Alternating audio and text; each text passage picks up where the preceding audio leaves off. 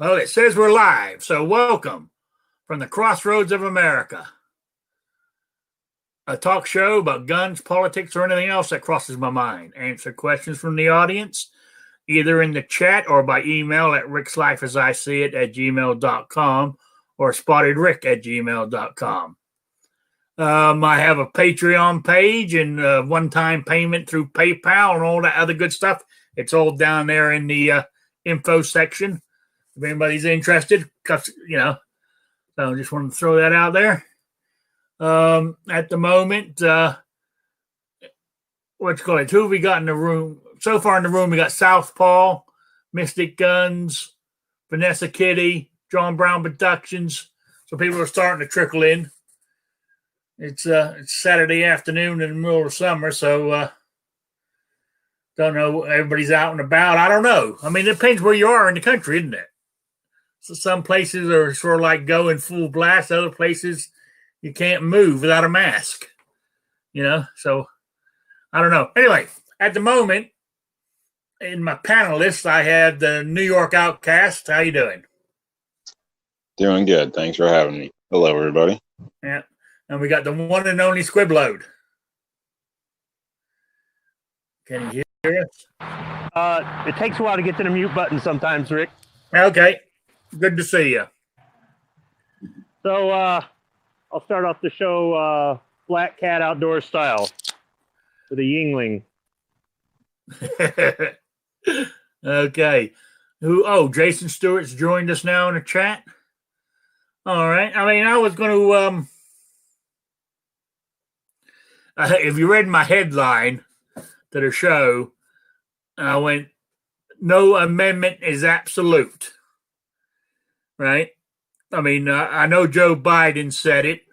A couple of other politicians have said it. And I found also what brought this up is a court case. Was it 2015? What was it? What the hell was her name? I got it right. I had it right here. Oh, here it is. McClellan versus the Federal Election Commission. Right? And it was in there. All the judges did say that that no amendment is absolute.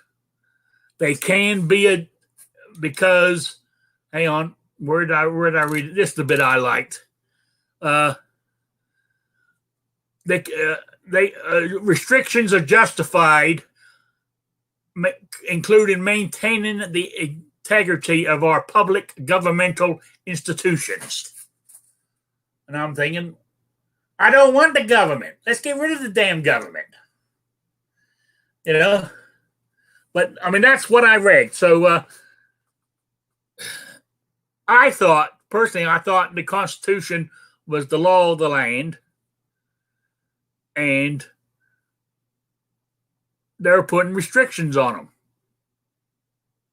And, we know the second's got lots of restrictions on it. There's even, people tried to restrict the others too. Whether I don't pay as much attention to the others, but I'm going to start going to it to see if there actually is restrictions. Yes, you have this amendment, but not in this situation, But I think is absolutely bullcrap, to be honest with you. So anyway, what do you think about that New York Outcast?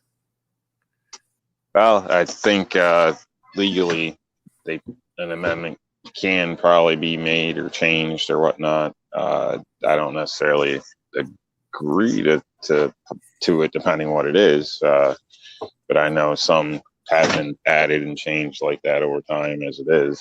Well, yeah, I mean, like prohibition was that amendment, then the one a few years later they had to do another amendment to cancel out the First Amendment. Yeah. So but they didn't. They had to do an amendment to change that other one. They didn't. I mean, why didn't they just say, well, all right, this amendment's struck now? because they couldn't do it. Because I could swear. I mean, I think they should be absolute because it's the Constitution of the United States. So what you're saying, if the amendment's not, absolute, how about some of the word in the Constitution? How about we the people? Oh, we're going to change that because, we think it should be we the government. So anyway, that's what I'm thinking. What about you, Squib? You got any thoughts on this?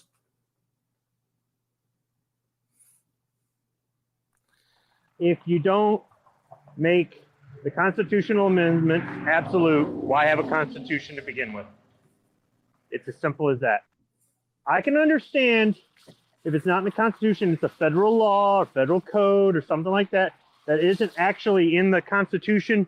You could say, all right, this is what we have a court system for, to look at things on a case-by-case basis to see if something is maybe under this circumstance, it's not in the spirit of the law or something like that. I get that. That's why, otherwise, what do we even need a court system for at that point? So I think that unless you have a few laws, major national laws, like constitutional amendments that are absolute, if you don't have those, I don't really think you have a whole basis for the rest of our legal system in this country. And it's interesting how our politicians throughout our history have interpreted, changed, worked around, whatever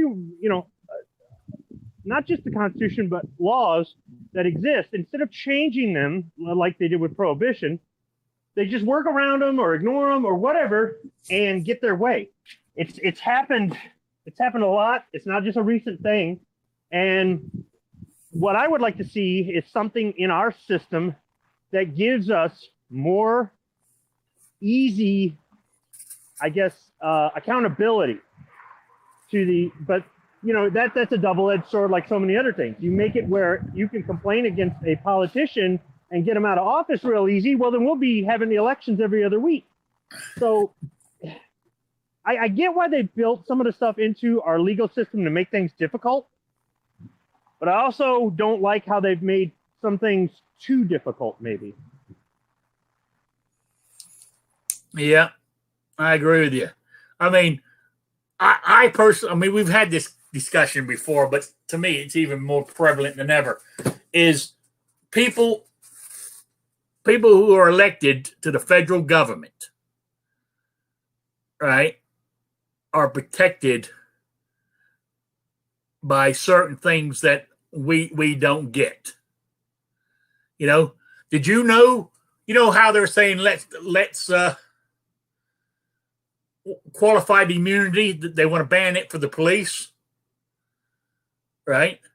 Did you know every politician up on Capitol Hill in Washington, D.C. is covered under qualified immunity for everything? Believe it or not, that's what I read the other day.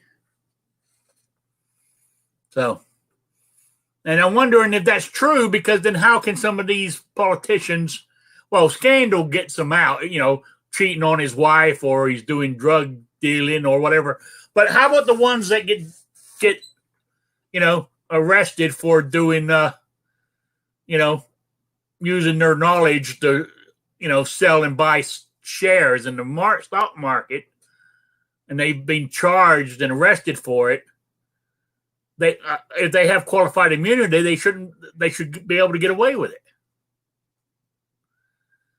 I don't know. It just seems that our government, we need a central government, because you got all these states. You need government for, that sort of does their thing, but it's got way out of hand. It's not we the people anymore. So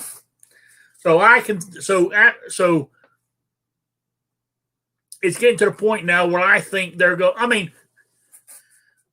even the other day, Biden said he would make it mandatory when he gets into the White House on November 4th, because they're so damn sure they're going to win this time, and I mean, I know Trump is slipping in the polls and everything else, and he's not looking good right now. You know, the first thing he's going to do is going to make it mandatory for everybody to wear a mask out in public. Now, that goes against. That's got to be against something in the Constitution, surely, that he can force us to do something like that. You know. So I just find it so totally bullshit. I can't get the word for it. You know, I mean, even if they said it's mandatory, I'm sorry, I ain't going to do it. You've got mail. Screw you. You know what I'm saying? I mean, I know I'm preaching to the choir here, but I don't know. It seems like the American person over the years, you know, nobody's got any kahunas anymore. You know, to stand up for what this is all about, liberty, freedom. I mean, as far as I'm concerned, you can do what the hell you want as long as it doesn't bother me. And I'll do what I want, and I won't bother you. I mean, that's real simple. And to me, politics, all it does, it just mires that down in confusion. You know, I don't know. Maybe I am missing something. Maybe me living in England for 25 years and having that mentality, maybe I'm missing something. Am I missing something? Tell me. New York, Outcast, am I missing something? I don't know. Yeah, government, I guess. The U.S. government. So, yeah, no, I agree. If you're not, inflicting somebody else's rights or whatever, you should be basically free to do what you like. But unfortunately, that's not the way it is here. I think you are right as far as, the American people on a whole. I think there's more distracted today probably than in the past. So, more people are just along for the ride, I think. Yeah. I mean, Black Cat Outdoors in the chat there goes, I mean, yes, those who give up essential liberty to purchase a little temporary safety deserve neither liberty nor safety. That was Benjamin Franklin said that.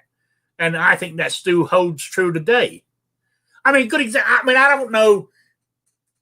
The way I look at it is your little shooting range you got hidden out there in the woods, right? Yeah. If you want to do that, you should be able to do it, as long as you're not hurting anybody. I agree. And what I'm saying is you shouldn't. I mean, I'm not saying you are, but you shouldn't have to hide it. You know what I'm saying? But you should be able to go out in the woods as long as you're not hurting anybody, endangering anybody. You should be just left alone and do it. Now a different story if it's in a built up area or you're trespassing on somebody else's land and this kind of stuff. But it's just getting totally out of control. And I think it's been building up for this for years. And they've used the COVID-19 and this, the killing, the killings lately, the George Floyd killing, murder, or whatever you want to call it, is that's all a front to do what they're trying to do. They're trying to. I can see the United States, if Trump loses, Trump isn't the greatest, I know that, but he's the worst of two evils? Now we shouldn't have to vote for the best, the best of two evils. But unfortunately, we've allowed ourselves to come to this two-party system. We should have as many parties as we like running for president. but it sort of like got down to these two. And I feel with I'm going to say the Democrats, to me, their attitude is, if you don't agree with me, you are wrong. You know, they don't. I mean, it's not. I mean, you've got a right to disagree with me. That's part of this liberty thing, right? We can argue. I mean, we can have a little argument back and forth, but as far as they're concerned, you know, if you disagree with me, next thing I know, you've dropped out of the chat here. You banned my YouTube channel from ever showing up on your YouTube again. You know what I'm saying? That's how. I mean, that's what they go to. They don't want to have a discussion or anything. It's my way or the highway. And I feel if they win in November, I'm not saying it's going to happen right away, but within a 4-year span, we're going to be Venezuela. I can see it. Massive ban on all guns, you know, whether it's done by executive order, we can scream and yell all we want that that's illegal and everything else. You know, I mean, the Supreme Court right at the moment is not sticking up for for what's going on.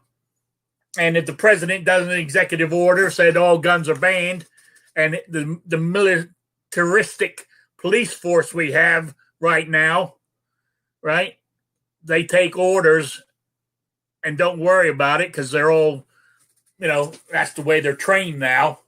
And they come around and just take your guns. They know who has guns. They have a damn good idea who has guns in this country.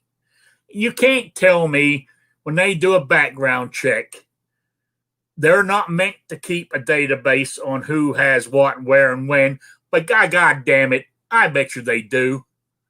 Somebody does. Oh, and not even that. They could go to they could get the local police, state police, say here in Indiana.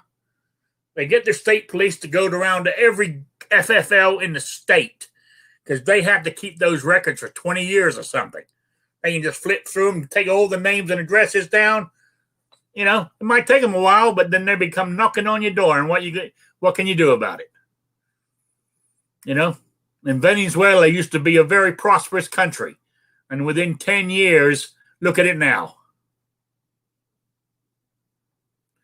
You know? The Black Cat Outdoor said, yeah, I'm not as old as you, Rick, but I voted for the lesser of two evils since I've been able to vote. Getting pretty effing old. Yes, it is. You know, Trump would do better if he would. This is from Midnight Range. Trump would do better if he would learn to speak better. He comes off as a mean prick all the time. People like confidence and strength, but not assholes. He's turned a lot of fence sitters off. You know, but I agree with Black Cat Outdoors. That is his personality. He was loved when he ran in 2016. You know, that's why he ran. That's why he won, because that's what people wanted. Now, I mean, are you telling me now, after 3.5 years, everything going up? You know, everybody's money. People were getting more money. There was plenty of jobs out there. The stock market was doing great. All of a sudden, we get this COVID-19 and the economy crashed because of this closing everything down and shit. Now he's the bad guy and they want to bail on him. You know, back to what I said at the beginning. Americans ain't got no more balls anymore. You know? So... yeah, oil. Oh, what's Vanessa said? Oil dropped really low, and Venezuela decided a dictator was better in office than electing leaders to lead. Well, yeah, but where I'm going with this is, I mean, they're going to get what they want. You think about this. They might do this. Let's run for president every 4 years, but as soon as he does this, if they win. They're going to change everything to mail-in ballots, And so the Democrats will win from now into eternity. A Republican will never win. They will never get they will never get a majority in the House. They'll never get a majority in the Senate ever again. And they'll never get a president again. So you might as well say it's a dictatorship. It might not be a person dictatorship. It will be a political party dictatorship. Or am I out there? Or should I be on Honda's conspiracy theory chat? Yeah. I don't know, Rick. Personally, I think we're gonna be in a bad spot either way. Even if Trump gets it, if it doesn't happen now, it's probably going to happen in 4 years. But I think there's just a pretty good divide with people, and the way the system has been, I really don't see anything good coming out of it without something big happening. But that's just my doom and gloom opinion. So when you look at schools, the education and a lot of the things is, history being changed has been screwed with for years. Media hammering people every day, every channel. I don't know if we're going to have enough free thinkers left after a while. Yeah. I mean, wasn't there? People going the problem is after 3.5 years, it's getting old. He also says stupid things. This is Black Cat Out there is talking about Trump, especially when it comes to COVID-19. He's turning into the character that the left said he is. I don't know. As I said, it's right now. It's the press making it sound bad. He is. Even the one mainstream media that is sort of on his side, which we know is Fox News, he's even said they're against him now. They're in his bad books now. He's one of them. When he points out to the mob when he's looking at the media, he's now throwing Fox in with everybody else. So he's cutting his bridge. He's burning his bridges. So I don't know. But as I said last week, go out down to my local town here, go in the store or whatever. Life is going on. There's no political divides or anything. It seems everything's fine. So what are we meant to believe?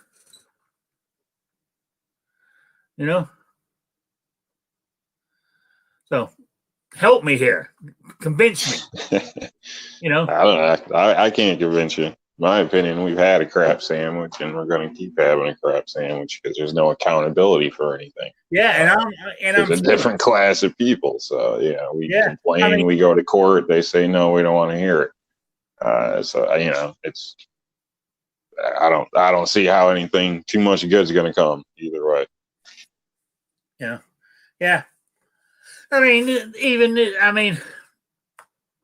Even now, there's they're having, like in Texas and Florida and everything else, they're having a resurgence of the virus because they they're blaming it on easing restrictions.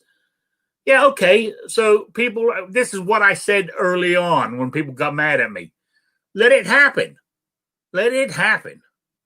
The country's got ventilators now. The hospitals know what to do. I haven't heard of a state yet that's having trouble, that their hospitals are overfilled now with people with COVID-19. Yes, they're getting cases, but if you look at the death rate, hasn't gone up that much. The death rate hasn't gone up in comparison to how many cases they have. And of course, they're doing more testing, so you're going to get more cases. I'd say just let it go, let it run its course. hey, if it kills the Americans off, maybe who's ever left will turn it into a better country. You know, but I'm telling you, I think that if the other side wins in November, you can kiss your guns goodbye. It might take them a while, but they will come. They will ban them all. I mean, look at California. You seen the latest? Hang on, where is it? It's a gun by Franklin Armory. It looks like a short barrel pistol or something. I don't know what they're calling it, but they don't know. I mean, under the laws of Florida, on the laws of California, it does not fall into an assault weapon. But since they don't know whether it's a pistol or rifle, they think it should fall under. So they are gonna say because it looks like one, literally looks like one, right? Because they're gonna ban it. Because what they're saying right now, it doesn't meet a pistol or rifle in the state of California because they can't decide what it is. It's going to be banned. That's what the country's coming to. You think California is doing that over a gun. When the federal government gets up there, they're going to ban stuff because they say, oh, it's bad. All guns are bad. The only people that need guns are the police that we're getting rid of. Now they're going to get rid of all the guns. And the only people that have them are the criminals. As I know I'm preaching to the choir here. It just gets me frustrated. And if Biden wins, he's not going to be all this stuff I'm saying is going to happen. He's not going to do it because he's too old and feeble. It's the people behind him that will do it. They'll say, this is what you're going to do. They put the speech on the prompter in front of him, and he'll say it. But the people behind him will be running the country. So I'm sorry to bring this doom and gloom, but this is how I'm feeling. I think if Biden wins, we're justified in saying, the system's completely broke and crazy, and we're going to have to rehaul it because it's pretty clear. I don't think he can make it through a day without help. So if that's going to be our president, our representative, then as a country, I guess we're just slapping a hard hat on. I don't know. It's just ridiculous to me. That's crazy. If he wins, that's just crazy. Yeah, I think that's going to look horrible. Besides, be horrible. We know he's a puppet or would be, but just across, everybody would be laughing at us as a country, in my opinion. Yeah, well, it's I don't know. It's to me, it's scary. I feel like right where I'm at right now in this little country, rural part of southern Indiana, that I'm in a bubble. And if I go too far, I'm going to see what the real world is really like. And it's scary. It really is. So, but what can we say? The laws, the courts. It's, we the people. It's not we the people anymore. We keep saying we the people. We're in charge. We got you into the. We voted you in. We can vote you out. Well, how in the hell has Biden been? It's only. He up until he was until they lost the election in 2016. I think he's been. He was up in Washington for 40 odd years. Pelosi's been there for 40 years. Schumer's been there for almost 40 years. How come we ain't voting them out? You know, because we can't. Because they've rigged the system. You know? So, because sooner the new people learn it. I mean, look at even what's her name? The one from New York City. Well, AOC. Right?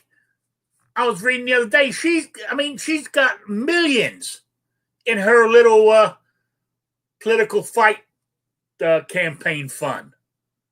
You know, she beat the old challengers at the primary. You know, how she did it, I don't know, because I thought they all hated her. I thought they would at least voted for a different Democrat, but no. More than likely, her thugs went out and threatened everybody because she had the money to pay them. You know? So we don't vote people in anymore. Once we voted them in, that's it. It's done. They learn very quickly. And now, the ones that have been there for years, when they get reelected, their only job for the next 4 years is to get enough money and rig the system before they get elected the next time. You know? You're on a roll today. Oh, yeah. Hey, and Quib hasn't said a thing. It surprises me. Yeah. There's a lot to follow. I pretty much agree with you. I don't think we stand much of a chance the way the system is and the way the public is. So, but yeah, that's again just my opinion. Yeah. Yeah.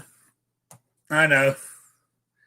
Not many people beat a casino, so it's pretty much the same setup. How I look at it. So. Yeah. All right. Hang on. I'm seeing. Oh, yeah. I mean, okay, here's another good one for you. Slightly to do with guns. I mean, you read the other day that 16 attorney generals want background checks on all ammo sales.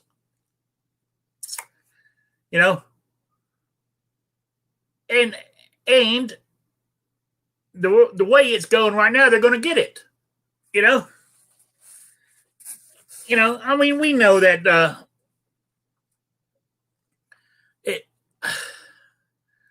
I know Trump said our Second Amendment's safe, but I don't know. But okay, here I got some notes down there. Hey, how about let's take? Well, it's sort of related to what we just been talking about, and let's talk about my next title on my title there, white privilege. Could you please tell me what that is? Because I have no clue. If there's white privilege, can I have some? Because I fought for everything I got. I don't think I got anything in my life because I was white. Or am I missing the point of what white privilege is? I don't know. I think that's a touchy thing for a lot of people. I would state it might just fall back in some cases to whether you're stereotyped a certain way or not. Other than that, I don't know myself in a sense what it could be. Okay. Oh, Squid's writing in the chat. He's busy doing yard work, and he says you're doing fine. He didn't have much to add, but then I talked about it. Then he goes, "Oh shit, white privilege. I might jump in now." Well, come on, jump in. Give me your thing on white privilege because I want to know what it is. Okay. Oh, never mind. Oh, I was just going to throw a small example out, but if you want to go ahead, go ahead. No, I'd probably, if I get worked up, I'll do a sermon. It's all right. Go on. No, go ahead, Outcast, and then I'll jump in. My example was there was an incident where I was pulled over and a friend was pulled over, and basically he was going faster than me in a company vehicle, he was let free and I was given a ticket. So on the same road by the same officer. The only reason he pulled over is because I was pulled over. So, and once I was done, he turned around and pulled the other guy over. But needless to say, went down the road and caught up to him, I guess, because he pulled off and I pulled off. So some people would state, even my white friend, that was white privilege. But again, I'm not making that argument for every case and every place. So, because I've seen a lot of people of all colors and races get the book thrown at them. So I think that's the argument some people are trying to make. All right. So there you go. So Squib, talk to us. I'm not going to deny that there are people out there that have prejudice. All people do of some sort or another, for whatever reason, and they don't need to explain it either because this is a free country. So in the same sense that there might be a white cop that lets me off because I'm white, but tickets a black guy, there might be a black human resource director that fires nothing but white people. Right? I agree to that. Now, sometimes it's all across the board. Sometimes it's just coincidence. It really is. Sometimes it's like every white person that got fired was substandard. So we can't help that.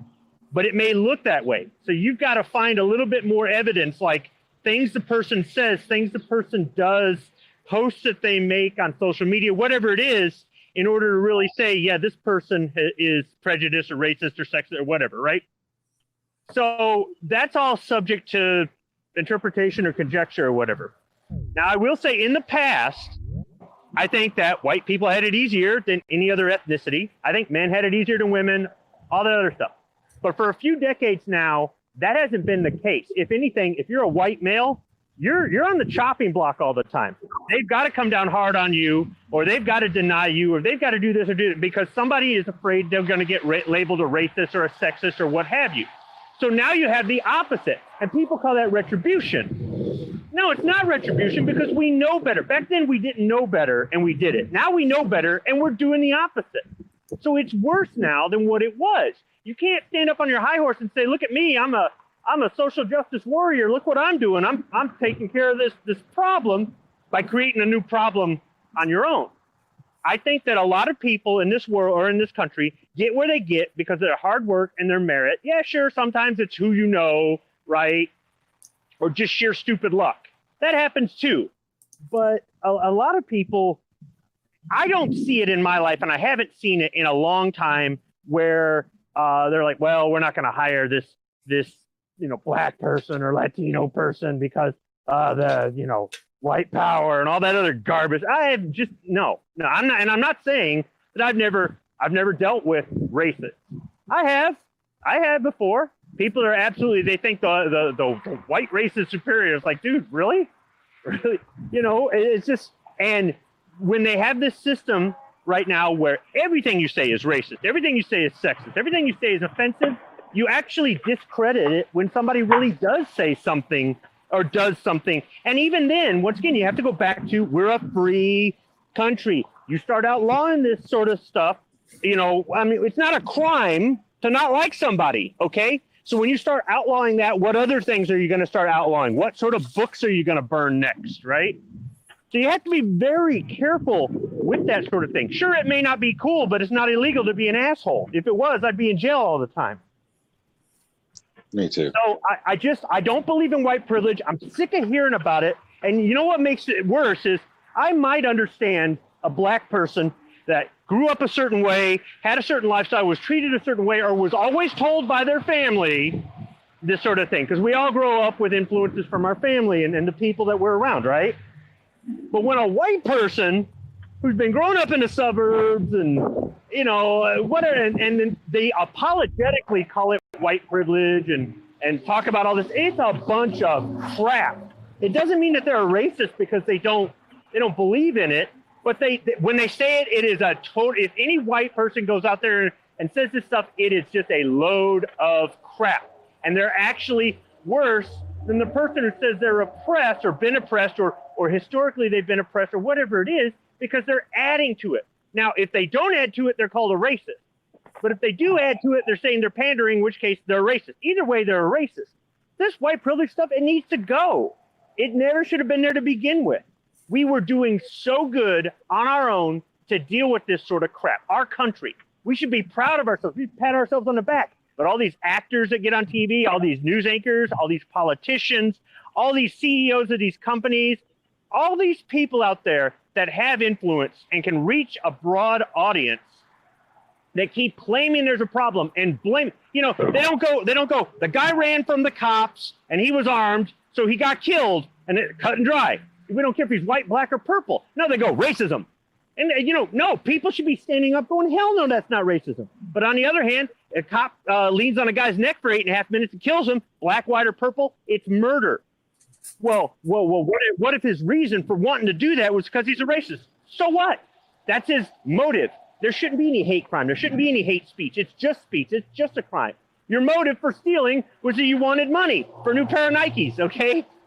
Your motive for killing was you just didn't like that person. For whatever reason, it doesn't matter. So to try to make something worse because of motive, that's just a bunch of social justice bullshit. And once again, you're trampling on freedoms. You're dealing with that slippery slope. So I don't want to hear about this white privilege. I don't want to hear this white guilt. I don't want to hear white people being posers. And I got nothing against people of other ethnic backgrounds. I don't make friends with somebody of a different background so I can walk around parading them around like they're just another trinket I have going, look, here's my black friend, Rob. Here's my Asian Here's my Asian friend, Sean. I have trotted out Rob as one of my black friends before.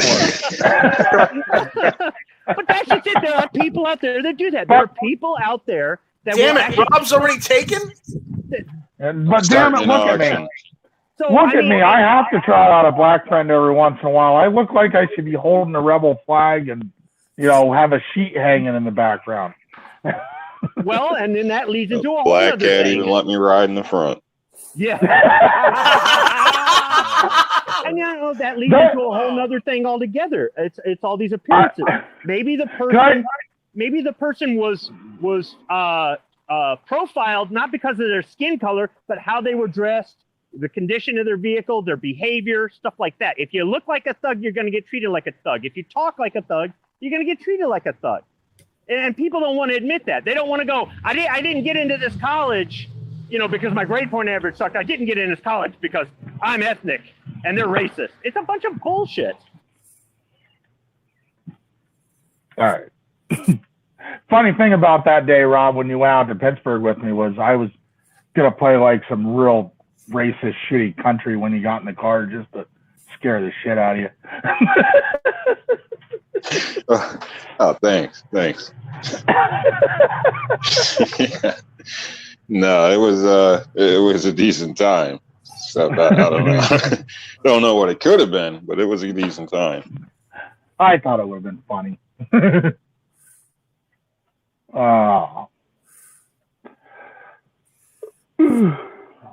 don't know. I have had friends. It's hard to believe, but Rob is not my only black friend ever. So I have heard the same story from other friends of mine that of different races that, yeah, if you're not white, there is driving while black and driving while Hispanic. That's actually a thing. It does happen. So I don't know where white privilege plays into that, but yeah, they do profile people fairly regularly. At least around my area, they do. Yeah, I think it is more of a profile thing. I had a friend that worked out near Newark, New Jersey, white guy, and he stated he always had to wear a suit when he drove or he'd get pulled over there because they assumed he was a drug dealer. You know what I mean? So I think it kind of depends. Yeah. So, do I think it's right? No. Statistically, does it add up? In some places, probably. But the people that are getting harassed unjustly, I think, is uncalled for, honestly. Well, you got one person that gets pulled over with a "fuck the police" bumper sticker in the back window, and you got another person that gets pulled over with the Fraternal Order of Police bumper sticker in their back window. Who do you think's getting a ticket? Well, that's a whole different scenario, though. It doesn't have to be a fuck the police bumper sticker, believe me. Do you really? I'm not being a smart ass squib, but I know a lot of people in this state. I've known people from Philly, people from Pittsburgh, all different races, all different ethnicities. Has somebody been to rallies and open carried and all that stuff? If you're not lily white, there is a little bit more danger for you open carrying something through a city. That's just the honest to God truth. You're going to get harassed way more often than somebody that looks like me, who's your typical fat, white, middle-aged gun owner. They look at you and be like, he's just a redneck carrying a pistol, whereas somebody else are going to change that a little bit. You know? Well, they didn't arrest that tall black guy with a black leather trench coat with the Mosins cross over his back. They didn't. No, they didn't. They didn't arrest Rob when he was down there either. When you were there with us, and I stood next to a black dude with dreadlocks at the last rally we had in Harrisburg. But I'm just saying that there's a difference when you're in a group like that, and stories I hear from people in Philadelphia that, you know, openly carrying a firearm like in Philly is going to get you any attention by the police. But the way you're dealt with is slightly different, you know?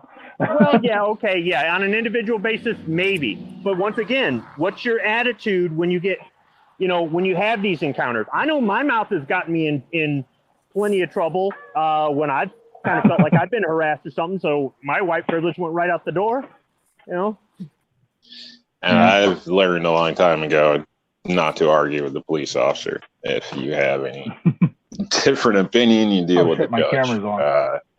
And thankfully, a lot of times when I have gotten these, what I call harassment tickets, where you get pulled over for an air freshener and then they hit you for an exhaust, or tell you, don't bother changing the exhaust, just pay the ticket.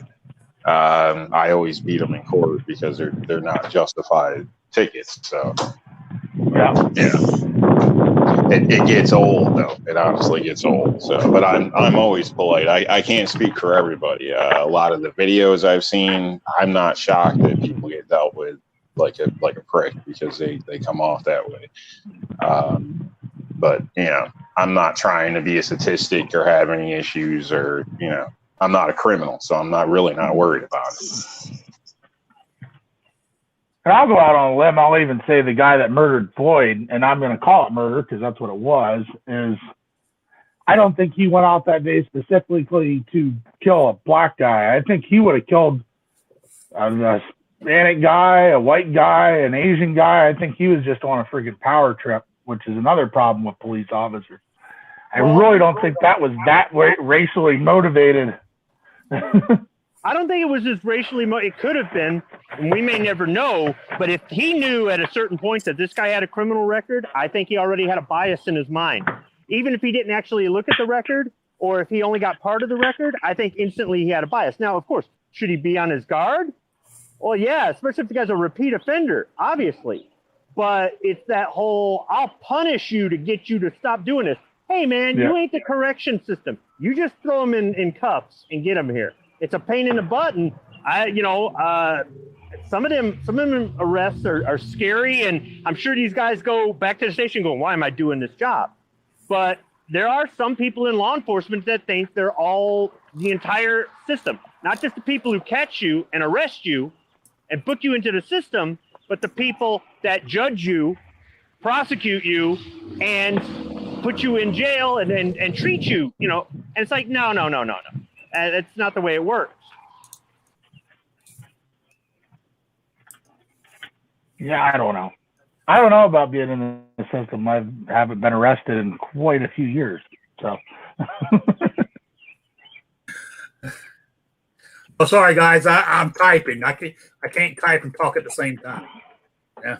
I guess the example that I see, or can you rub your head or rub your belly and pat your head at the same time, Rick? I guess the example that I've seen for a while is that there are lots of people that would be considered a minority or something like that are in positions of management, that own companies, that are in political office, that are working jobs that, you would think, oh, well, they're only going to give this to the white guy or whatever because it's a racist world, it's a sexist world, I see plenty of people that scream discrimination constantly, and they're successful. And it's like, yeah, where's the inequality again? I just don't think this should be a problem. I think we should be dealing with other problems. This is a load of shit. See, the problem is most of those people, there's a difference between inequality of outcome and inequality of opportunity. And I think that's where the distinction needs to come, is there's most of those people are bitching about inequality of outcome and not inequality of opportunity, because I think there is opportunities for people out there, but the outcome isn't always the same. But you have to ask yourself, if you look at something like an inner city school, do they really have the same opportunity? No, but it's personal responsibility at that point to do is something it though? for your kids. It's personal responsibility to do something with your life afterward. But yeah, I'll agree to that. I'll agree to outcome versus opportunity. Yeah, because we all have the same opportunity. You may not, if somebody's born rich and somebody's born poor, that rich person has a head start. But that poor person might have a lot more, street smarts. They might be able to deal with things a lot better. They might be a lot more protective of whatever they have, and they can use that, the way they grew up, as a strength if they choose. But if they just choose to complain, blame everybody else, then they never really use it as a strength. Whereas that rich person, or that person born into wealth or privilege or whatever, may not have any skills at all. They may not be able to handle a tragedy as well. They've got a lot further to fall. You got to look at it from different perspectives. But somebody doesn't want to do it. It's like, I wasn't born rich, so therefore it's not fair. Dude, life ain't fair. Make something of your life. Everybody can. I just want to throw in here real quick that this doesn't just relate to color or ethnicity or whatever. No. I've seen this, in real life where somebody was overlooked several times for a position that she, dang well deserved. Already basically did the job for years, just didn't get credit.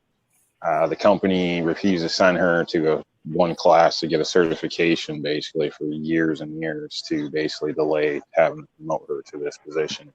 And they kept hiring outside people to speak to the public as the representative for this place. And it was basically, honestly, from the other bosses hearing them, it was all due to her, the way she looked, because she was a heavy set girl that they didn't see as camera friendly.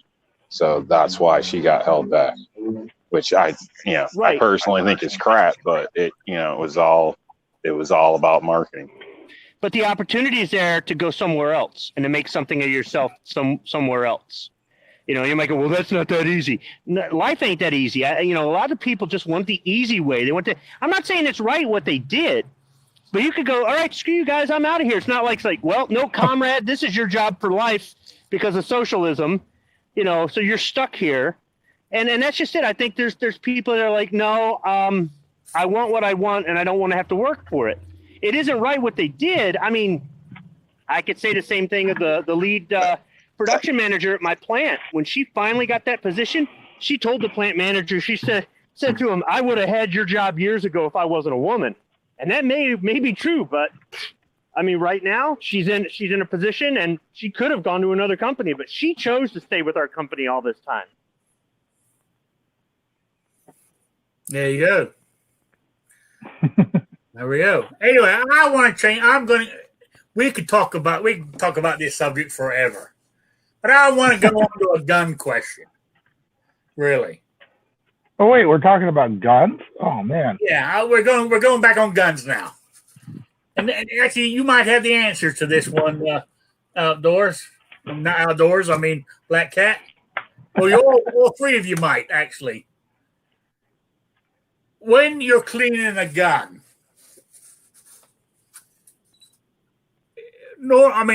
I could be doing it wrong. When I clean my firearm, I field strip it and clean it. should I break it down further and clean it? Is what I want to know. No. No, I would, not every time.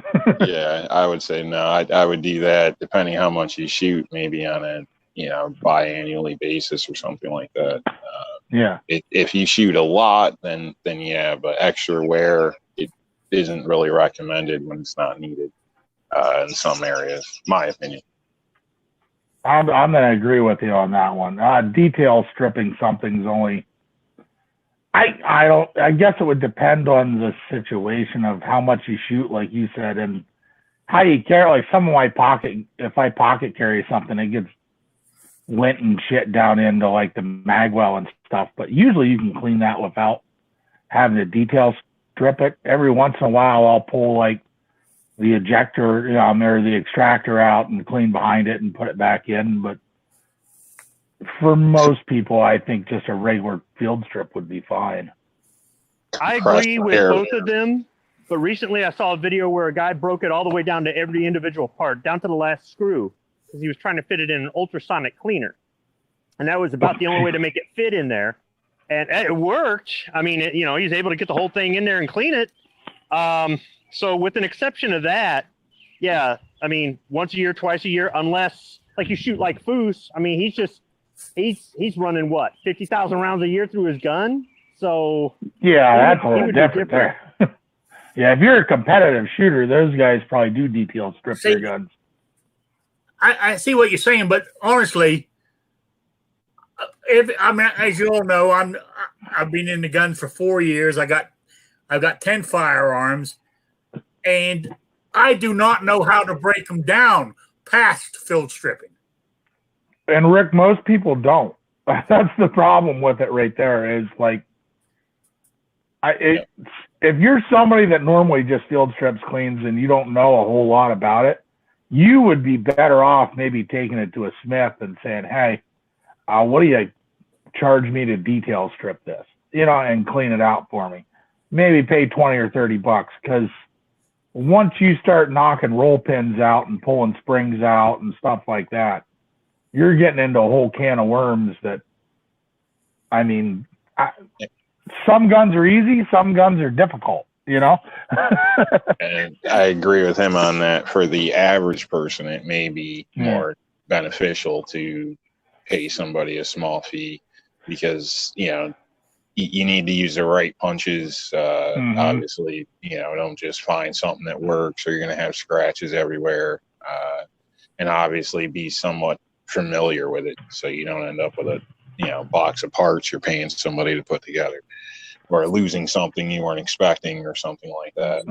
That's what I'm afraid of. Yeah, it can be done. There's a lot of videos out there. And for some things with springs that pop apart, take it apart in a pillowcase or a bag or something. And there's ways to get around it. Ziploc. But yeah, but it's not for everybody. Not everybody likes changing their own oil either. So Yeah. I will say, even as somebody that has God knows how many guns I have taken down to bare frame and slide, and even I screw up every once in a while because I have my CZ75 compact sitting downstairs with a huge gouge in the top of the slide and my brand new finish from changing an extractor, and the punch slipped. Ooh. Yeah, I had it.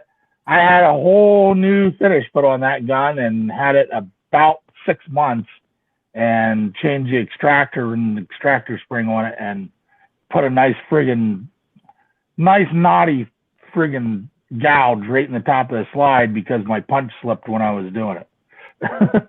So it happens. Yeah, I made an idiot mark myself once. It can be done, and it's pretty upsetting because once it's there, it's there. So it's there, yeah. Yeah.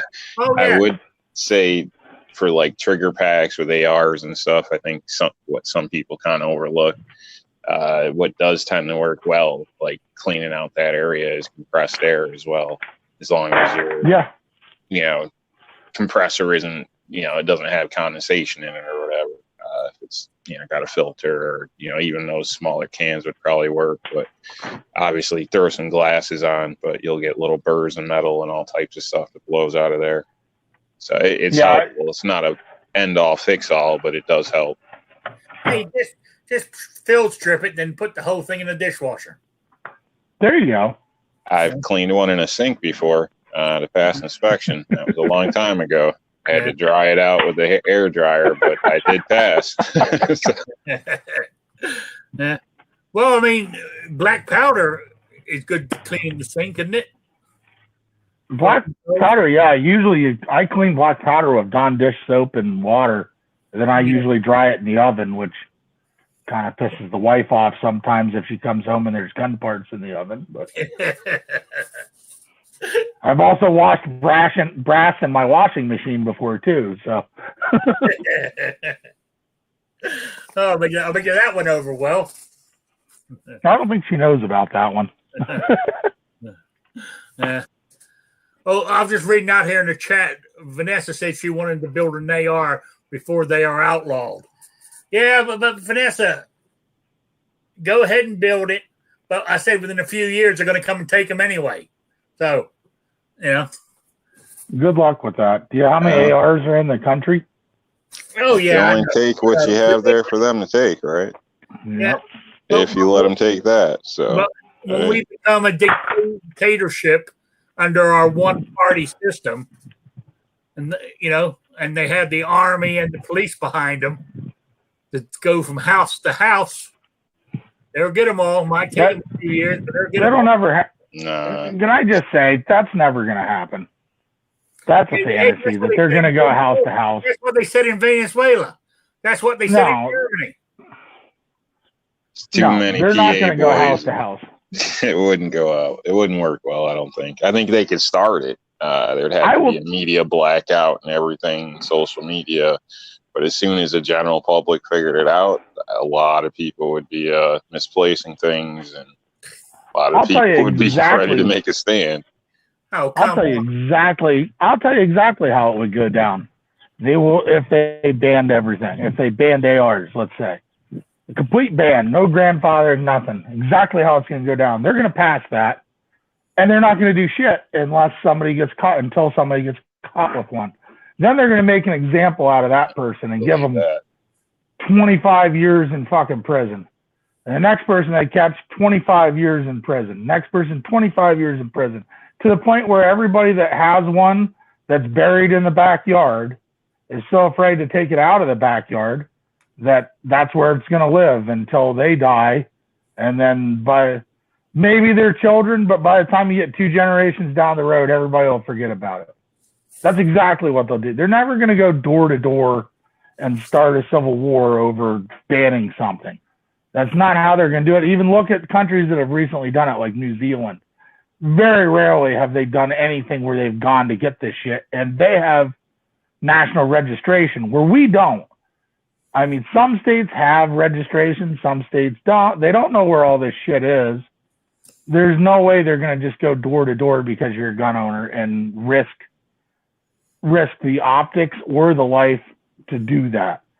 It's going to be just let it fade away is what it's going to be. And they're going to keep working on the media campaigns and in the, working with young people. These things are evil, and eventually it all goes away. And that's the way it'll go out if they decide to do that. All bad guys will have ARs or AKs, so it'll get programmed into everybody. See one of these call. The only people left that will actually visibly have them will be people that commit crimes with them. And that'll be it. The people that don't have them, because I love when I see like the Boogaloo Boys saying we're going to start this and start that. Motherfuckers can't even get off their asses to get to a rally. Sorry, Rick, I didn't mean to swear, but I agree with you. You can't even get off your asses to get to a friggin' rally. Shave your neck beard off and get out in the sunlight every once in a friggin' while. It's ridiculous. And we're going to start the second Civil War. They're not going to worry about them, and they're not going to do shit. They're going to bury them in the backyard, just like everybody says, and that's where they're going to live until they rot away. And that's the way you lose ARs. Yeah. Yeah. Oh, people. Sean's asking me about the quiz. At the time. Jesus Christ. Yeah. All right. Now, as far as I can tell, I only had one. I only had. Hey, let me find it. I only had one entry. The last week's quiz. So the one entry is the winner.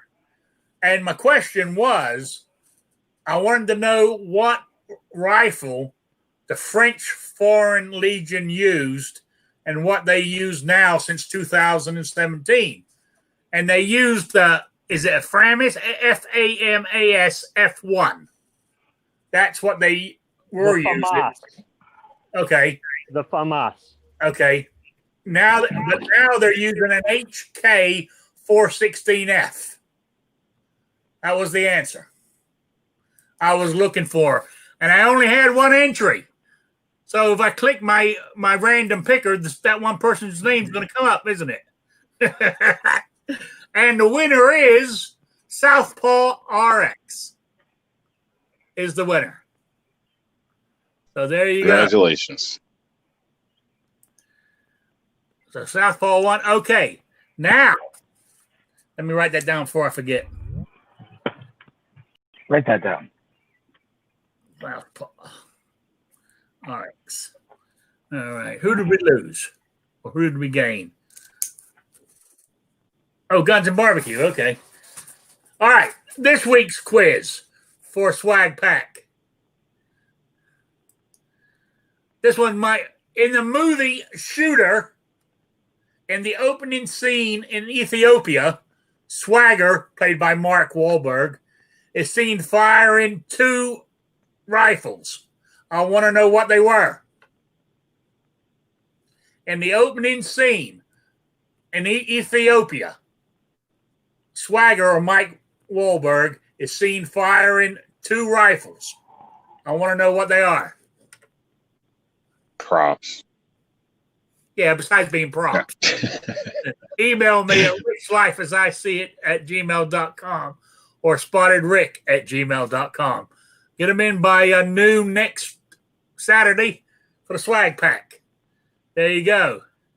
I gotta call BS on that movie. There's quite a few scenes I think just don't add up to me, but that's just my opinion. Hey, I've watched it a couple of times. I take it for what it is. Entertainment. It's a good movie. It's a good movie. I like the whole court part there. I think it was. That was slick, I believe. From not confusing movies, but it was a decent movie. It was entertaining. But Rob, are you talking about how weak the explosives he used were?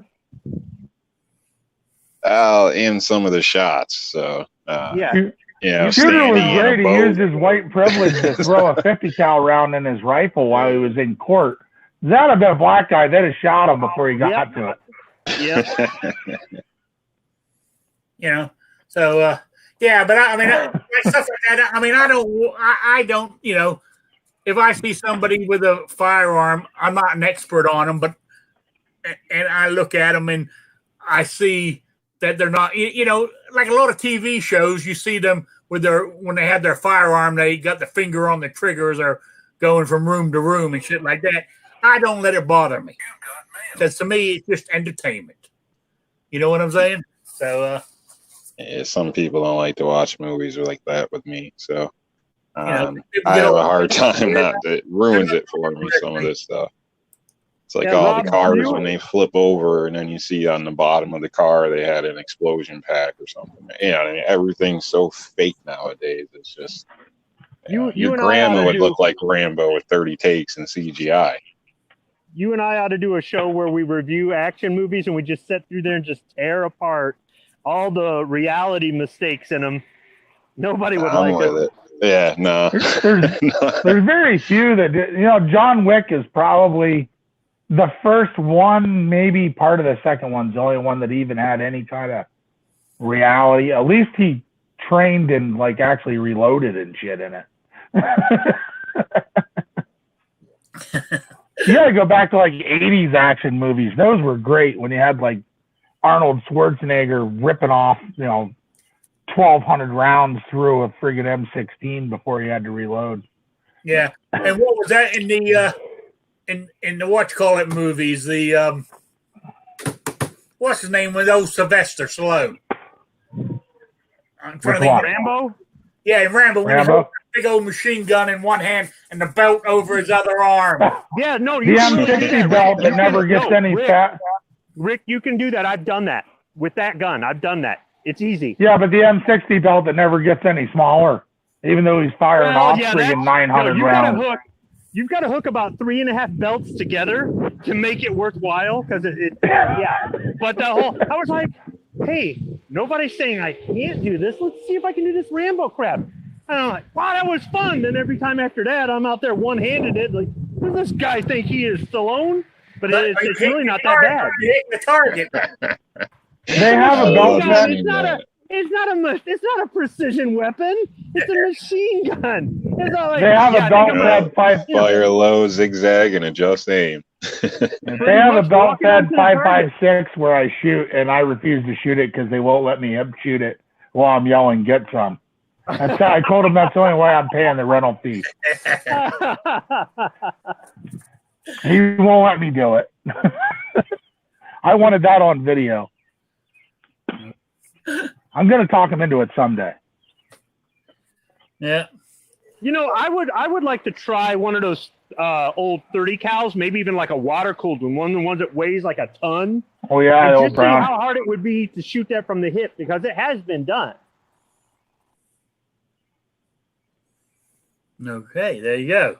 I've never seen one, so I can't comment on it. Oh, I know. Did you guys hear that by the end of the month, the Gunstreamer's gone? Yeah. And they claim it's only going to be for a while. They might be back. I don't see them coming back, to be honest with you. Well, does anybody know why? Not sure. Video hosting costs a lot of money. I think it's to do with money. I know that much. Well, if you remember, they were having commercials there, not at first, right? But then you would go on there and they'd have commercials and you couldn't skip past the ads like in YouTube sometimes. And they were having little, banners on the side there with, was it Ross Defense and maybe Gun Mag Warehouse or somebody and a couple other, and all that went away and it's been gone for a while. Maybe it's because gun sales and ammo sales are so good they don't need to advertise, right? And maybe that's where the revenue loss came in from. Who knows? But I started noticing more and more channels getting on Gunstreamer. Even Hickok would mention that he had a Gunstreamer channel on his YouTube videos. And, for me, my analytics were better on Gunstreamer. Maybe it's because I was making separate versions of some of my videos. I would make a YouTube version and a Gunstreamer version. And it was extra work, but it was kind of fun. And I was only posting gun videos over there. Wasn't doing any of my garden videos or any other garbage. And I'm kind of, I don't want to see him go, but I never got an email saying, hey, could you spare like $10 a month so we could keep the lights on? Sometimes people will ask for a reasonable sum, a fee for something. Yeah, sure, whatever. But if they were like, yeah, $50 a month or else, be like, well, then bye. Yeah, I don't know. My analytics were, I don't get anywhere near the views that I do on YouTube over there, but well, I actually only have about 90 subscribers over there, whereas I have 1,200 on YouTube, Well, I don't care about analytics, but they're fun for me to look at. And when I'm looking at the numbers on Gunstreamer and I'm going, why are more people subscribed to me here? Why are more people watching my videos here? What is going on? You got Gunstreamer privilege. Yeah. You got privileges that we don't have. I had more views in total, I think, on Gunstreamer, and definitely less subscribers, but more views. But the thing that was kind of odd was it was kind of opposite. The videos that tended to do well on YouTube didn't on Gunstreamer and vice versa. So it was kind of strange. So I think it was two different audiences looking at it. So, it might be why there's a little bit of a difference with it. So, yeah, you're kind of more or less preaching to the choir on Gunscrammer, whereas people stumble upon more of your stuff on YouTube, Yeah. Yeah. All right. I got another topic we can do if you want to keep on going. Oh, I got beer. Go ahead. Yeah, I got beer too. Go ahead. Okay. My next one is, I'm not saying it. Rob, you need some vodka. it's a little early for that. Bigfoot. I don't know what you're talking about, man. Is when you hear people talking about ammunition and shooting, right? I'm not saying it doesn't happen, but they go, you got to be careful of over penetration. How often does it actually happen? There's a lot of variables that go into play. Okay. Yeah, I think it does happen a bit. I think there's a lot of people get hit sometimes even with a stray round where it maybe didn't penetrate and miss. But if they miss, if they're shooting at somebody and they miss and hit somebody else, that ain't over penetration. Yeah.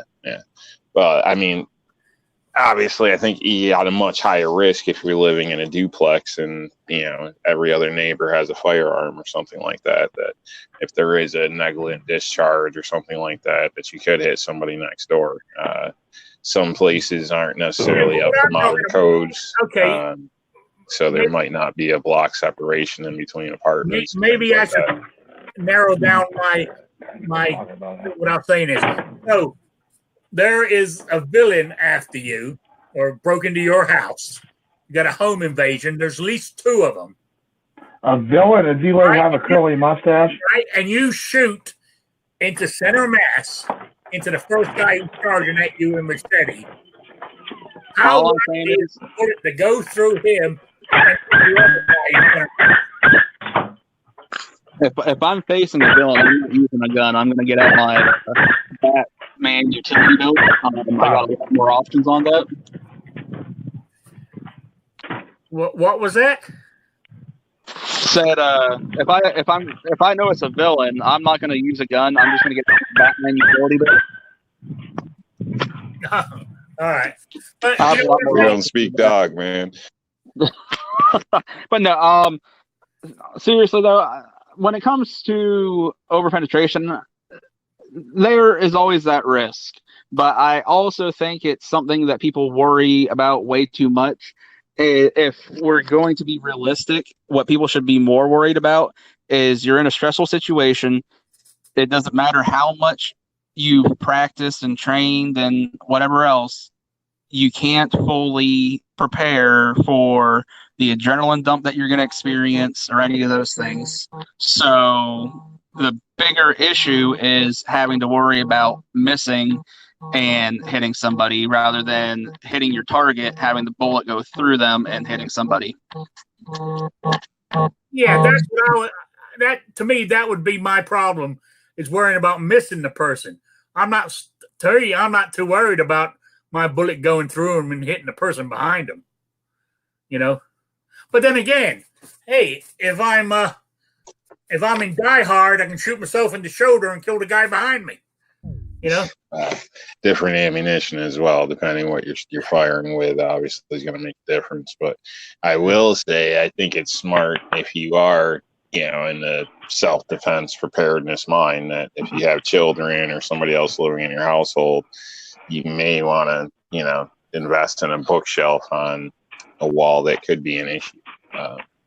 Or also, for whatever, you can arrange pictures and you can have identifying marks within your home that where is clear and where isn't. So, it's a little forethought, but it could go a long way, especially if you have, family members in your home. Now, you were talking about negligent discharge, and I mentioned this on my show years ago when I first started. I had one in my house. And it was in like the first or second week I owned that 45. And what happened was I had dropped it. I don't know what I was looking at it or something, and it fell out of my hand. And as it was falling, I grabbed it. And of course, my finger went in the trigger and it went off. And it traveled. And of course, the inside walls are only, what do you call it? Plasterboard or whatever. Right? It went through one wall, went through the outside wall, through the, it had what you call it on the outside of the house. Siding. Yeah, went through that. And luckily, it missed my TV by about an inch. The hole, when it went out, it was, luckily, I saw where it went. It buried itself into the grass. You can see the skid mark along the grass. Where That's a fat, slow 45. Yeah, but what I'm saying, I understand what you're saying. If you're shooting at somebody and you miss them and it goes through a wall and there's somebody on the other side, you could do damage to them. I understand that. I mean, that scared the hell out of me, and that was the last one I've ever had. It scared the shit out. Hell, it scared the shit out of the cats. I had to peel them off the ceiling. That loud bang inside the house. and I was lucky that somebody didn't report it, because when I lived in Rhode Island there, I lived inside the town, inside the little town limits, and it was against the law to fire a gun inside the town limits.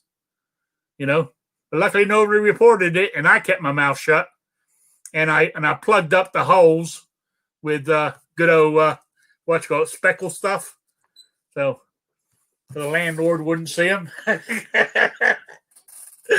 But yeah, it was kind of fun. I mean, it was dangerous, but after the fact, it was kind of funny, because once I done it and I saw it, man, I unloaded that gun so fast and I put it away, locked it up, hoping it wasn't me.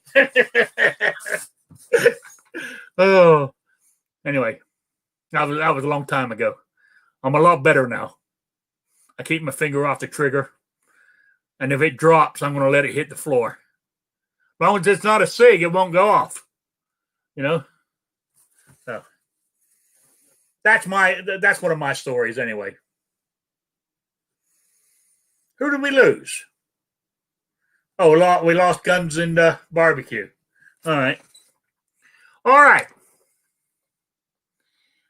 If anybody noticed, Sean put in the link to the daytime chat we're in. We're in it. It's mainly busy Monday through Friday. Not much happens over the weekend on it, but he put the link in. If everybody, and that's where a lot of the old ex-gun channel people hang out. So, just wanted to mention that in case anybody was interested. Just scroll back up the chat and you'll find it. All right. Anybody else got any other topics? Let's see, what have I got anything on here? Oh yeah, here's something I was reading today. The Japanese have invented it, and they are making a science fiction film. I didn't get the gist of the story because they're just basically outlining it. But the leading lady, the leading actress in the movie is a robot, and she with artificial intelligence, and that's going to be the leading actress in the movie.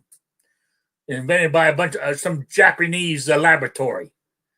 This robot, it's so lifelike that they'll be using it in the movie. Can you believe that?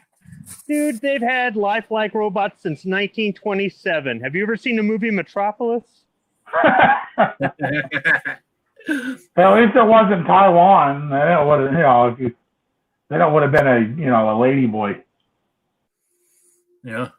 So it's amazing. Pretty soon it'd be like they'll be walking around your town and you won't even know that it's a robot, not a real person. You'll be having a conversation, and some young guys might be hitting up on them, and they'll be going out with a robot.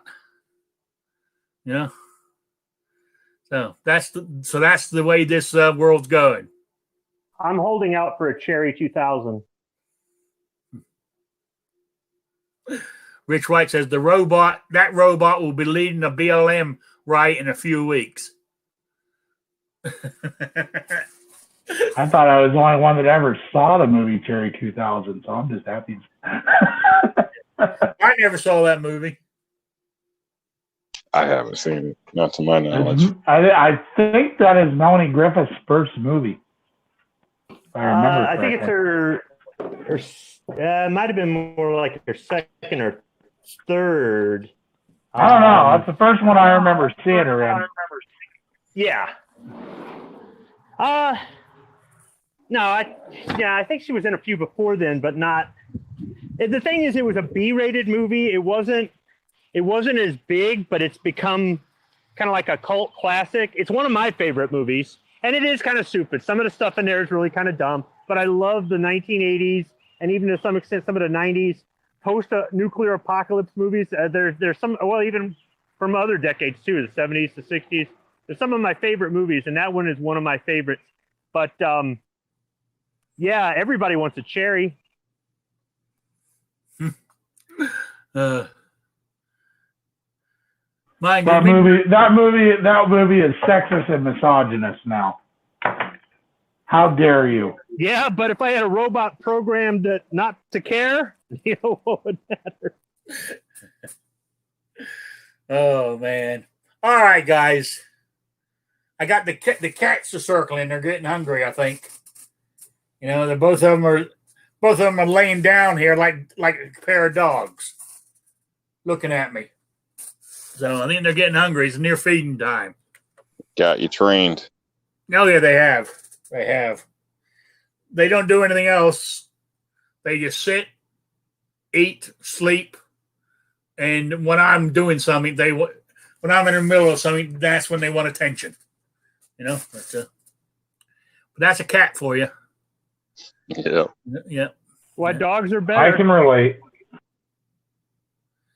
Oh yeah, you got you can. Yeah. These big old things. Look, I mean, I don't have the camera on. They're enormous. I mean, I've shown them on film before, but they are. I got to take them to the groomers because I brush them every day, but they're so long haired they get knots, and unless I get a pair of scissors and snip them out, But we'll see. Anyway. Let me go through the panel here to do some shout outs and plugs. And we'll go from there. So, New York Outcast, you got anything? No, just thanks for joining us, everybody. Apologize when I'm usually in the shows, I don't get to see the chat. So, apologize for not being out there. But thanks for joining us. Have a great day. Yeah. Scribload. I can't think of anything other than just thanks for the invite. Kind of nice to be able to do the show and be out here working on the garden at the same time. So I appreciate it. I appreciate you joining. Oh, Sean goes, someday when Rick is out of Maine Coons, I'll ruin his life with a Yorkie. Well, why would I have a pet that's smaller than the ones I got already? My two things are like dogs. They're big. Yeah. If it can't get upstairs by itself, it's not a dog. Yeah. A tactical pocket dog can climb stairs by herself. Can she come back down? Sure, if I throw her. Yeah, that's not a dog. I mean, that's a friend. That's a friend, not a dog. The oldest of the two Maine Coons, you ought to see him trying to jump up on my bed. The younger one, he's about a year and a half younger. He jumps up. He's slightly skinnier. He jumps up there with room to spare. That old boy, he jumps up there and he sort of lands on the side of the bed, and you can hear him clawing as he claws his way up to the top of the bed. It's kind of funny to watch him, really. So, he's got to weigh close to 30 pounds now. He's a big old boy. So anyway, Black Cat Outdoors. Any plugs or shout outs? I'm going to shout out. I'll shout out my pa2a.org. So check them out on Facebook or on Instagram. I believe we have a page, and we have a website also. So that's the organization that I'm kind of throwing my hat in with here. That's what we did the PA rally with. And thanks for having me on, Rick. Love it. I always have fun when I come on here. I got to come on and bring the class level down on your show every once in a while. We don't want to be classist here. So no, that's all right. No problem. No problem. All right. I want to say thank you to the everybody in the chat who came out here on their busy Saturday afternoon, especially during the summertime. I really appreciate it. And I think it was fun today. I will be back again on Wednesday with Shooting with Disabilities. If you got any topics you want to talk about on that show, email me at ricklifeasiseeit@gmail.com, and I'll use them for topics on that show too. Or you got any regular topics you want to talk about, email them to me too, and I'll use them on this show. So I want to say thank you all for being here, and I will see you all on Wednesday. So goodbye, everybody.